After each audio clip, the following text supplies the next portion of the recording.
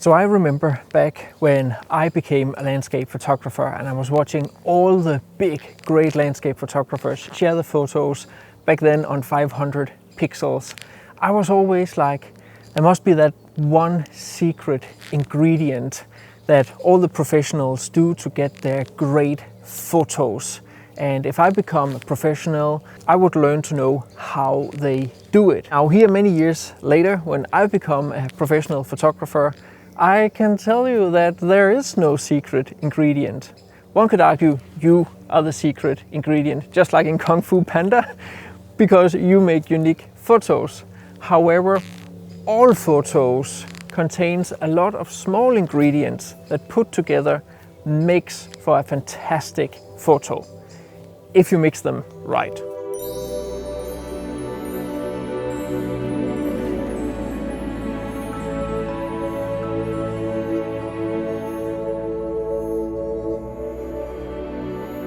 Now it's seriously good that we don't have like malaria in Denmark, because if that was the case, this would be the place where you would be sick, because I'm like in a swampy area. If you have followed my channel for a while, you know that I really enjoy this place. But it's the first time I'm here during evening, getting that summer evening feeling. But it also means that there's a lot of bugs in the air and mosquitoes. But hopefully my anti-mosquito deodorant works.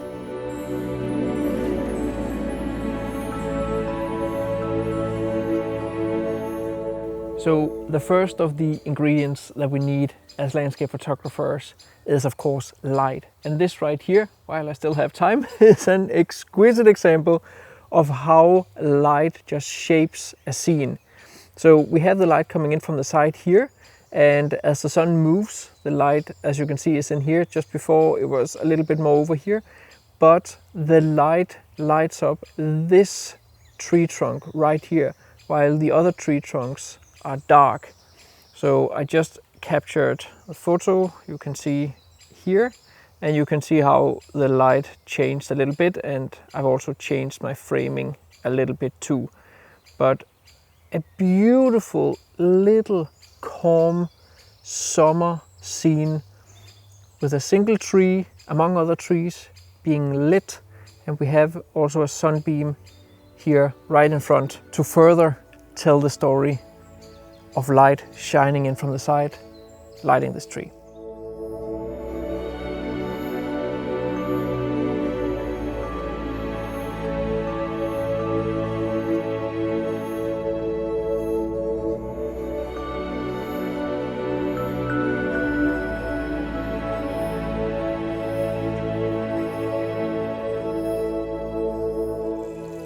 And when we talk about light, we usually talk about optimal light for the specific scene. And that doesn't mean that other types of light cannot work for the scene. So yes, we do need light as an ingredient. However, there are different types of sub-ingredients when using this metaphor that you may use for a specific scene.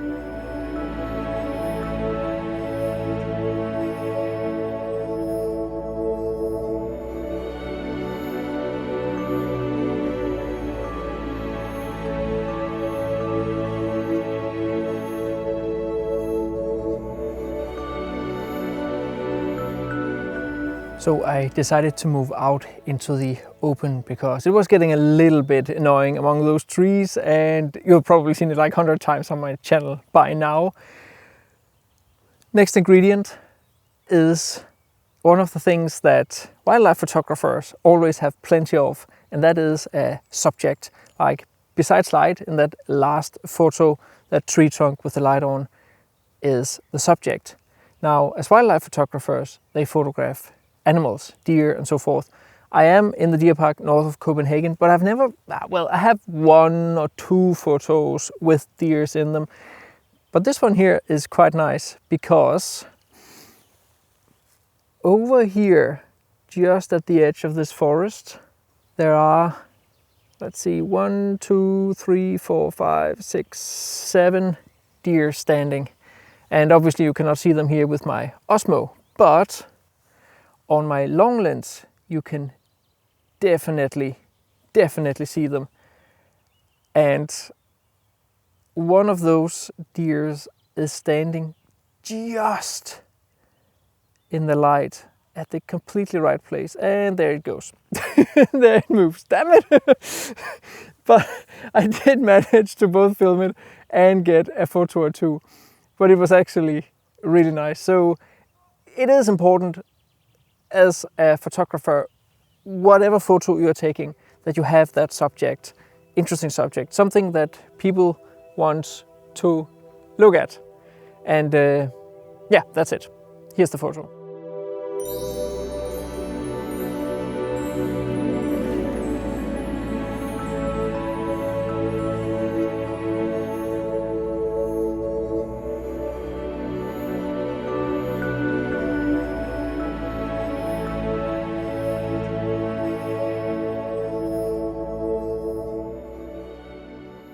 So, hello guys. Yeah, so this was one of those evenings where the sun set behind a cloud and I didn't really manage to find that one specific subject to talk about the next point. So let's just take it here, because I did get a few more photos that I can use to discuss this point. And obviously, if you followed this channel for a while, you would know that probably the next ingredient is composition.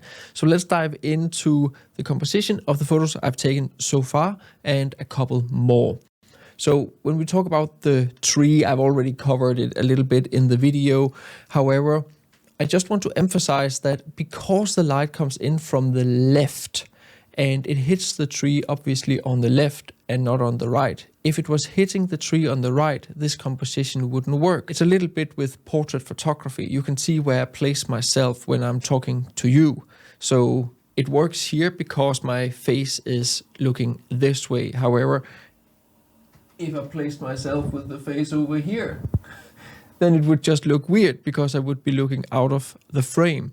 So here in this photo, the light is turned into the frame, and that helps with the balance of the photo. So in the photo with the deer, you can see here I have this little deer over here. I thought it was such a fun little detail, but this photo just works so good because even though the deer is so little in this big scene, we see it because it is lit and it is standing on the dark background. So it's really standing out, and obviously it's framed by the trees around it. And there's really not a whole lot more to say about this photo. I've included quite a lot of like negative space, more space above it, just to emphasize the forest and that it's a little deer. And also that we have this little deer hiding over here. So I also captured this photo and I find it so interesting. Let's just talk about the composition. Obviously the two deers here, one deer, two deer, or maybe it's deers. From what I know, you can't say deers, but maybe it's actually two deer, are standing here in the sunset, and I've made sure to have a good separation between the trees. I had to move a little bit back and forward and see if I could capture the deers when they were looking up. So I don't have a perfect separation between the ears of the mother here and the background leaves, which I would have preferred, but it is what it is. But I did manage to capture them where they're standing out on the background, and as I said, I had this separation between the trees. Now, what I find to be so compelling about this photo is that it is an optical illusion, in the sense that if you look at these two deer, are they turned towards the camera or away from the camera? I can actually look at this photo and switch in my head around how I perceive these two deer. It is super freaky. Try it yourself. Pause the video and try it yourself. Just look at it and see whether you can switch around so it looks as if they are looking towards the camera or looking away from the camera. And to also just touch on the light, it is the light, it is the silhouette, it is how the light is used in this photo that makes this optical illusion. And of course, if you want to learn more about composition, be sure to get my 2 ebooks on exactly that topic. They're super easy to read with minimal text and loads of examples. I cover all the compositional tools that I use, not rules, in those ebooks. And you can of course get them down in the description via the links. So this here was the last photo I captured on this evening, this beautiful white stag standing in this meadow, and then I have the background forest. Compositionally, I really tried to position myself so I had him in the middle between these background trees, and I really like and wanted, and when I curated the photos, I chose the photo where he kind of makes this S-curve, so his back is turned towards the right and his front is turned toward left. However, his head is also turned towards right, so he's making this S-curvy thingy or curve position. And I personally find that that gives so much more dynamic to the scene than if his head was just turned towards left. As you can see, I have also put him straight in the middle. However, I have cropped the photo because it was a little bit longer out here on the left side. And I did that simply just to make sure that I centralized everything. And of course, the last ingredient is editing. No matter whether you like editing or not, a raw photo is not a final photo. If you want to make a final photo, then you need to take a JPEG. And JPEGs are edited by your favorite camera manufacturer. So I would prefer to edit it myself. So I just want to cover how I briefly edited these photos. So let's just start briefly with the tree here. And if we go down and take the layers on and off in Photoshop, you can see I've basically only enhanced the light here in Photoshop. And if I was to zoom in, I had also sharpened it. If we go into Camera Raw, you can see the before and after here. So I have just fixed a little bit of the light up here that was shining through, simply just so your eyes are not dragged up there. Fixed a little bit over here, and I've also slightly changed the white balance and decreased a little bit of the light down here on the root. In the photo here with the two deers, I have basically only cleaned it a little bit up here and added a little bit of sharpness. And if we go into Camera Raw, you can also see the before and after here. So I have brought the highlights down a little bit, as you can see there, just to make sure that I get a little bit of that orange light. I have cropped the photo in the heat of the battle. You can see here, this was the original photo, so I included this one over here, but decided to just bring it in here and then go with a 16:9 crop. Now, to those of you who are curious whether the two deer are looking towards the camera or away from the camera, they are looking towards the camera. Here are the eyes. In the photo with the little deer, again, I haven't done a whole lot in Photoshop. I've just balanced the light a little bit. However, in Camera Raw, before and after, you can see I've actually moved the stump laying here because I think it takes a lot of attention. And I have also added a little bit of contrast, warmed the photo a tiny bit, and that's because of the contrast. And that is basically it. And all these editing techniques are, of course, also some I cover in my big Photoshop for Landscape Photographers post-processing course.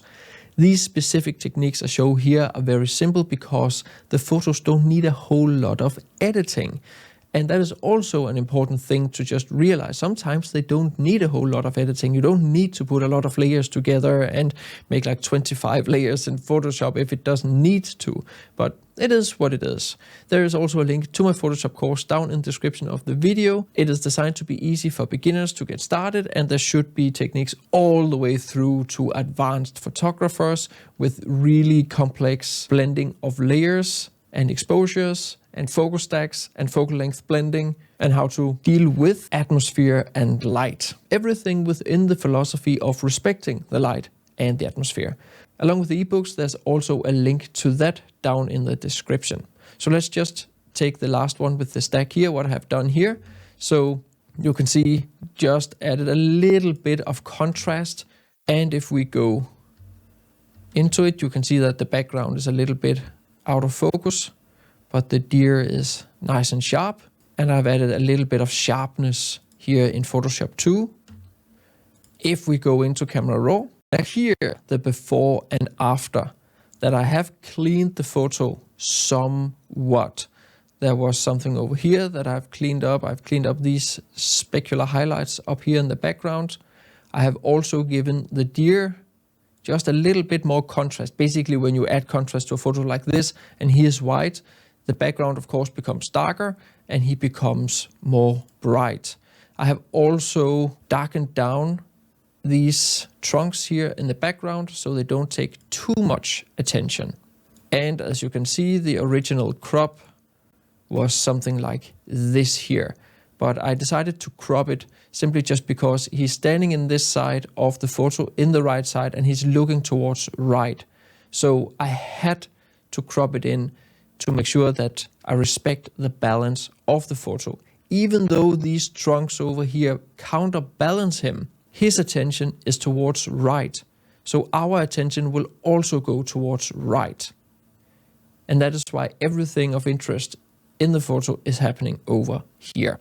So that is why I had to crop it into something like this here.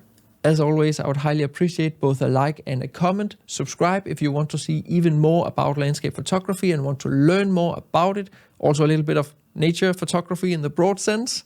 And there are of course links to my ebooks on composition down in the description, along with a link and a coupon code to my Photoshop for Landscape Photographers post-processing course, where I share all my editing techniques. See you next time.